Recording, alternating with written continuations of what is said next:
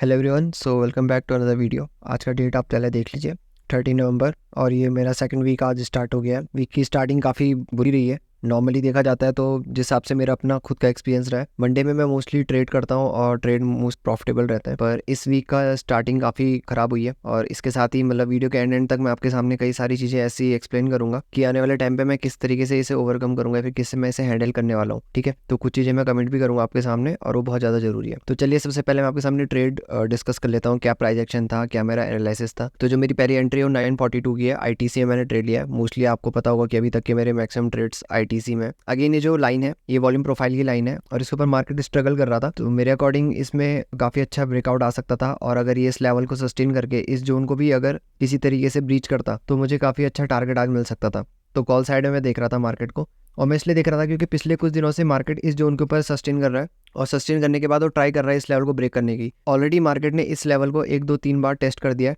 चौथी बार इसने ब्रेक करके मोहर ट्रेडिंग में एक अपर जोन में, एक रेजिस्टेंस जोन में ट्रेड किया, और उसके बाद फिर इसने आज जो थी मार्केट जोन को छोड़ के नीचे आई है। और ये वही जोन है जो मैंने पहले भी इस वीडियो में डाला है, मे भी आपको पता होगा। जो लोग रेगुलर वीडियो देख रहे हैं उन्हें आइडिया आ गया होगा इसके बारे में। तो चलिए, ये मेरे लिए काफ़ी रिलेटेबल जोन था। अभी तक के बायर्स को सेलर्स को डोमिनेट कर देना चाहिए था, पर अभी तक ऐसा नहीं हुआ है। ये आज अच्छे से पता चल गया। फिर भी देखूंगा, मैं वेट करूंगा अगर आने वाले टाइम पे मुझे फिर कोई अपॉर्चुनिटी मिलती है। चलिए आज के लॉस के बारे में थोड़ा डिस्कस कर लेते हैं। मेरी क्या गलतियाँ थी उसके बारे में मैं आपको बताऊंगा ट्रेड को लेके। तो सबसे पहले जो मेरा ट्रेड था 942 पे एग्जीक्यूशन है। 942 में प्राइस कुछ इस तरीके से दिख रहा था। हाँ जी, ये वाला कैंडल है। इस कैंडल में मार्केट अपर साइड में इसने सस्टेन करना शुरू कर दिया था। यहाँ पे इंडिसाइसिव कैंडल है, प्रॉपर ये लाइन पे ही क्लोज हुआ है और इस वाले पिवट से ये सपोर्ट लेना शुरू कर दिया था। तो उस टाइम पे ये कैंडल्स फॉर्म नहीं हुई थी। मैंने ट्रेड लिया, ट्रेड लेने के बाद मार्केट ऊपर जाने लग गया और मुझे स्लाइटली एक प्रॉफिट भी दिखने लग गया था। मार्केट मेरे अकॉर्डिंग चलने लग गया था। उसके बाद क्या होता है कि मार्केट अगले ही कैंडल में यहाँ से डाउन जाना शुरू कर देता है, और जो आईटीसी का चार्ट है वो यहाँ पे मार्केट थोड़ा सा ही मेरी डायरेक्शन में गया था ट्रेड लेते ही। उसके अगली वाली कैंडल और उसके बाद वाली कैंडल, यानी कि कंसेक्यूटिव 3 कैंडल्स मेरी अपोजिट डायरेक्शन में बनी। उसके बाद मार्केट ने मेरा एसएल हिट कर दिया। तो जो कंटिन्यूस कैंडल्स हैं इन्होंने मेरा एसएल हिट किया है। जिस हिसाब से मूव आई है मेरा एसएल वैसे भी सर्वाइव नहीं हो पाता। हाँ, पर ये हो सकता था कि मार्केट यहाँ से एक डबल बॉटम कुछ क्रिएट करके या फिर डिमांड टेरिटरी जैसा बिहेव करता, तो यहाँ से एक पिवट पॉइंट बन सकता था और मार्केट ऊपर रिवर्स हो सकता था। उसकी वजह से मे भी हो सकता था कि जितना भी ग्रीन मूव है, ये आप देख सकते हैं लगभग 0.7 का मूव है, ये मेरी डायरेक्शन में आता और मे भी हो सकता था आज मैं मतलब इस ट्रेड को लगभग ग्रीन में क्लोज कर देता। पर ऐसा नहीं हुआ, मार्केट अगेंस्ट गया और इसका मुझे भुगतान करना पड़ा अपना पहला एसएल से। जो मेरा पहला एसएल था इसका लॉस मैंने यहाँ पे दिया है। लगभग 45 पॉइंट्स का मेरा एसएल रहा है। चलिए इसके बाद वाले ट्रेड्स पहले थोड़ा एनालाइज कर लेते हैं, फिर आपको पीएनएल दिखाऊंगा। पीएनएल आज मेरा रेड में है, मे बी आप यहाँ से अंदाजा लगा सकते। तो थोड़ा रिकवर करने के चक्कर में या फिर ओवर कॉन्फिडेंस के चक्कर में अभी धीरे धीरे मैं अपनी क्वांटिटीज़ बढ़ा रहा हूँ। तो 100 क्वांटिटी में ऑलरेडी प्रॉफिटेबल चल रहा हूँ पिछले 3 महीनों में। 100 क्वांटिटी में मैं ट्रेड लेता हूँ, ठीक है, यानी कि 2 लॉट्स में निफ्टी में। अभी मैं धीरे धीरे 3 लॉट में अपना थोड़ा हाथ सेट कर रहा हूँ। तो आज मैंने इसमें पहला अटेम्प्ट लिया है। इससे पहले मैंने 3 लॉट में ट्रेड लिया है, पर वो भी मेरे लिए ज़्यादा प्रॉफिटेबल नहीं रहे हैं। पर फिर भी मुझे डाइजेस्ट करना पड़ेगा। अभी अगर ये चीज़ें नहीं चलती हैं तो मुझे कल से ही मैंने डिसाइड कर लिया है कि कल से मैं 100 क्वांटिटी से ऊपर नहीं जाने वाला हूँ। अभी मैं कैसे मैनेज करता हूँ ये आने वाले ट्रेड्स में आपको दिख जाएगा। चलिए पहले देखते हैं कि 150 क्वांटिटी के पीछे का रीज़न क्या था और ये किस तरीके से मैंने मैनेज करने की कोशिश करी है। तो 10-13 में मेरी पहली एंट्री है, आपको यहीं दिखा देता हूँ। तो ये तो देखने में आपको लग रहा होगा कि बहुत बुरी तरीके से मैं आपको यहाँ पर डिफीट हुआ हूँ। रियल प्राइस एक्शन इसके पीछे का ये है। 10-13 के आसपास मैं आपको पहले ऑर्डर दिखाता हूँ। हाँ जी, 10-13 पे मेरी पहली एंट्री है। तो ये 10-13 यानी कि इस कैंडल में, इस पर्टिकुलर कैंडल में अब मैं दिखाता हूँ आपको ये किस तरीके से काम कर रहा था। जब मैंने ऑप्शन का चार्ट देखना शुरू किया था तो मैंने पहले ही प्रिडिक्ट कर लिया था कि यहाँ पे एक मूव आने वाला है। निफ्टी के इस चार्ट को हटाता हूँ ताकि दिक्कत ना है, ये मूव आने वाला है, ठीक है। तो इस जोन में मैंने यही सोचा था कि इस जोन को जब पेनिट्रेट करना शुरू करेगा और उसके बाद जब यहाँ पे सस्टेनेबिलिटी दिखाएगा उसके बाद ही मैं अपसाइड के लिए ट्रेड लूंगा। और उसका मेरा टारगेट होगा, इनिशियल टारगेट मेरा ये होगा कि जो मेरा डे हाई है और डे हाई अगर क्रॉस करता है तो मैं आगे भी देखूंगा। लेकिन आगे मैंने प्लान उसके बाद करना था। जब ये कैंडल फॉर्म होना शुरू हुआ तो ये बहुत ही स्ट्रॉन्ग कैंडल बन गया मेरे सामने और इसकी वजह से मुझे थोड़ा यूफोरिया फील हुआ। ये कैंडल 14 पॉइंट का बन गया, यानी कि अगर आने वाले टाइम पे अगर मार्केट ऊपर और भागेगा तो ऑप्शन वैसे भी नहीं भागने वाला था, क्योंकि पहले ही 3-4 पॉइंट एक्स्ट्रा भाग चुका है। जो जिन्होंने यहाँ बाई किया होगा तो पछताए होंगे। अब मैंने यहाँ पे पेसेंस तो दिखाया। पहली कैंडल मैंने रिट्रेसमेंट पूरी फेस करी, बहुत ही अच्छा रिट्रेसमेंट आया। उसके बाद दूसरा कैंडल ये ऊपर जाने लग गया था।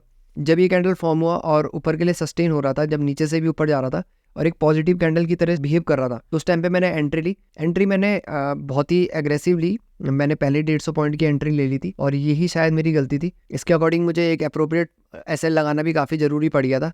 तो मैंने यहाँ पे एसएल लगाया और 150 क्वांटिटी के हिसाब से मेरा जो एसएल था वो आप देख सकते हैं 3.5 रुपीज़ का था। तो मैंने इसमें भी एक अच्छा खासा लॉस पहले यहाँ पे रजिस्टर किया। यहाँ पे आपको सारे ऑर्डर्स दिख रहे हैं। तो इसके बाद वाली एंट्री आपको दिखाता हूँ। फर्स्ट आप में मैंने अपना डे कंप्लीट कर लिया था, अराउंड मुझे 1200 या 1300 के आसपास लॉस हो रहा था। यस, तो 1425 यानी कि जब ये कैंडल फॉर्म हो रहा था। अभी इस टाइम पे मैंने अपनी दूसरी एंट्री फाइंड आउट करी हुई है। सारे ट्रेड्स मेरे सेम कॉल में, और इसका मतलब था कि आज मेरा मार्केट को लेके बुलिश पर्सपेक्टिव था। मे बी ऐसा कह सकते हैं कि मैं मार्केट से फाइट करने लग गया था बाद में। तो ये ट्रेंड लाइन है, इसके अपसाइड के ब्रेकआउट में या सस्टेनेबिलिटी के लिए मैं देख रहा था। एक बार ये पहले अटेम्प्ट कर चुका था। आप देख रहे हैं जो भी अटेम्प्ट है यहाँ पे, ये मैंने अपने सामने सामने देखे हैं। इसीलिए प्राइस के मूव को मैंने ऐसा ऑब्जर्व किया है कि मे बी ये ब्रेकआउट कर सकता है। तो यहाँ पे जो सेलर्स थे उन्होंने पूरा एब्जॉर्व किया बायर्स के प्रेशर को। उसके बाद सेलर्स ने अपना पूरा अटेम्प्ट दिखाया, डोमिनेशन दिखाया। फिर बायर्स आगे दोबारा अपना डोमिनेशन दिखा के ऊपर जाने की कोशिश कर रहे थे। तो इसी वजह से जो ये फोर्थ कैंडल है, यहाँ पे मैंने डिसाइड किया कि मैं बाइंग साइड की एंट्री लूँगा। तो फाइनली मैंने यहाँ पे डिसाइड किया बाइंग साइड की मूवमेंट को कैप्चर करने का। ये गई मेरी एंट्री है।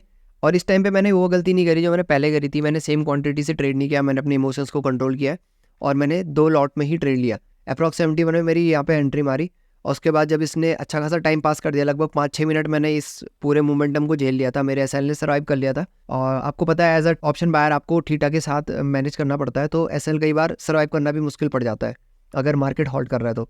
अब इसके बाद देखिए, इसके बाद क्या होता है कि मैं एक और लॉट यहाँ पे ऐड करता हूँ, क्योंकि मुझे थोड़ा सुबह की भी रिकवरी करनी थी। अगर मार्केट मेरी डायरेक्शन में चलने लग गया है, लगभग 5 पॉइंट इसने यहाँ पे हॉल्ट कर लिया है। अब जब भी मार्केट बुलिश साइड मोमेंटम करता है, मार्केट कभी भी बहुत ज़्यादा जल्दी मूवमेंट नहीं करता। मार्केट हमेशा पहले कंसोलिडेट करता है, अच्छे खासे बायर्स को पहले इन्वाइट करता है, उसके बाद सेलर्स को ट्रैप करता है, फिर मार्केट अपसाइड मोमेंटम करता है। पर कभी भी अगर मार्केट को डाउन साइड मोमेंटम करना होता है तो मार्केट डाउन साइड बहुत ही शार्प मूवमेंट करता है। आप कभी भी देखोगे, आपको निफ्टी के चार्ट में देखोगे, ये तो खैर ऑप्शन का चार्ट है, इससे आपको आइडिया नहीं आएगा, पर आप निफ्टी के चार्ट देखोगे तो आपको जो लोअर साइड के चार्ट है या फिर जो रेड कैंडल्स है वो सबसे ज्यादा दिखेंगी और सबसे बड़ी वॉल्यूम्स के साथ दिखेंगी। पर जो बाइंग साइड के मूवमेंट्स है वो काफी ज्यादा कंसोलिडेशन के बाद आते हैं। रेड साइड के मूवमेंटम एक छोटी कैंडल के बाद एक अगला बड़ा कैंडल बन जाएगा। तो इस चीज को हमेशा आपको ध्यान रखना चाहिए, यही मेरे माइंड में था। इसीलिए मैंने थोड़ा टाइम स्पेंड होने के बाद जब मुझे लगा कि फाइनली मेरे अकॉर्डिंग मार्केट चलने लग गया है, तो देखिए यहाँ पे है मेरी एंट्रीज। तो इसने काफ़ी अच्छा यहाँ पे टाइम स्पेंड कर लिया था। जब मुझे लगा मार्केट मेरे अकॉर्डिंग चलने लग गया है तो इस ग्रीन कैंडल में मैंने अपनी एंट्री ली। और फिर मुझे थोड़ा एक्सपेंसिव मिला क्योंकि मैं हमेशा ब्रेकआउट जोन पे ही अपनी एंट्री लेता हूँ। इसीलिए मार्केट हमेशा जो भी बाइंग प्राइस होता है वो टॉप में मिलता है। एज एन एग्रेसिव बायर मैं हमेशा एक्ट करता हूँ। तो यहाँ पे मैंने दूसरा लॉट ऐड किया। तीनों लॉट ऐड करने के बाद अपने थोड़ा मनी मैनेजमेंट की तरफ दोबारा वापस आया। मैंने अपने एसएल को फटाफट एग्रेसिवली ट्रेल करना शुरू किया। और ट्रेल करने का थोड़ा मतलब सही डिसीजन था। अगर मैं नहीं भी ट्रेल करता तो 2-3 पॉइंट और मेरा एसएल जाना ही था। तो इसमें जो मेरा एसएल था वो लगभग 4 रुपीज़ के आसपास का था। ये मतलब एग्जैक्ट मैंने 4 रुपीज़ नहीं दिए, थोड़ा कम कर दिया था बाद में। इसीलिए अभी मैं आपको फाइनल पोजीशन निकालता हूँ। आज का मेरा जो लॉस है वो लगभग 1650 रुपये के आसपास का मैंने लॉस रजिस्टर किया है। तो आज का दिन काफ़ी नेगेटिव था और प्रीवियस 3 डेज से मैं बैक टू बैक लॉसेस कर रहा हूँ। अभी कल से ही मैं कुछ चीज़ें इंप्लीमेंट करने वाला हूँ। मेरा कोशिश ये रहेगी कि पहला ट्रेड मैं निफ्टी में ही लूँ, निफ्टी में ऑप्शन में लूँगा, 5 पॉइंट के ट्रेड में लूँगा और 100 क्वांटिटी। अगर 500 रुपये से ज़्यादा मेरा लॉस होता है तो उसके बाद मैं ट्रेडिंग क्लोज करने वाला हूँ। और इतना तो है कि अगर मैं 2 ट्रेड भी लेता हूँ फिर भी मैं मैनेज करूँगा कि 1000 से ज़्यादा मेरा रिस्क ना जाए। ठीक है, एक ट्रेड में 500 रुपये, अगर वो प्रॉफिटेबल रहता है तो मैं आगे जाके आगे रिस्क लेता रहूँगा, फिर आगे ट्रेड करूँगा। आज आप देख सकते हैं मेरे 3 एसएल गए, आईटीसी में और 2 निफ्टी में, तो ओवरऑल 3 एसएल हो गए। ये भी रूल मेरा ब्रीच हो गया।